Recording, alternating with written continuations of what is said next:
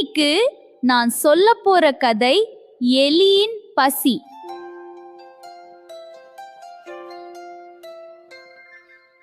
ஒரு ஊர்ல ஒரு எலி ரொம்ப நாள் பட்டினியா இருந்துச்சாம். அது ரொம்ப பலவீனமா பசியோட இருந்துச்சு. அதோ பாருங்கள், அந்த சிறிய பசியுள்ள எலி. அதுக்கு ரொம்ப பசி, ஆனா சாப்பாடு எதுவும் கிடைக்கல.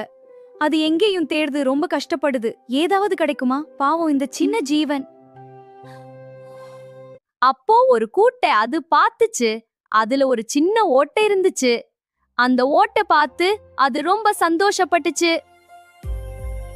கஷ்டப்பட்டு அந்த சின்ன ஓட்டையில உள்ளே நுழைஞ்சிச்சு. பிறகு அந்த கூடையினுள் நுழைய முயற்சி செய்தது. உள்ளே நுழைய கஷ்டப்பட்டது.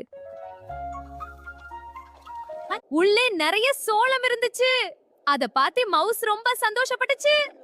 அது கூடையை நோக்கி போக ஆரம்பிச்சது. அந்த சோளத்தை சாப்பிட ரொம்ப ஆசைப்பட்டுச்சு. ஆசையா வயிறு முட்டை சாப்பிட்டுச்சாம்.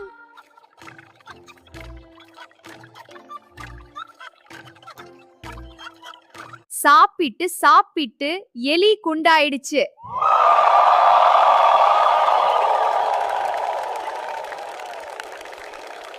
வெளியே வர பாத்துச்சானா ஓட்டையில மாட்டிக்கிச்சு.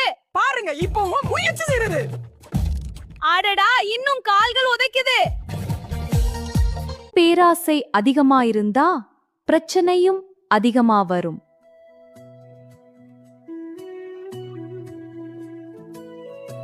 தேவைக்கு அதிகமா ஆசைப்படக்கூடாது.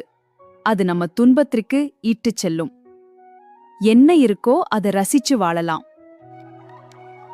அதான் இந்த கதை சொல்லுற லெசன், பேராசை பெருநஷ்டம்.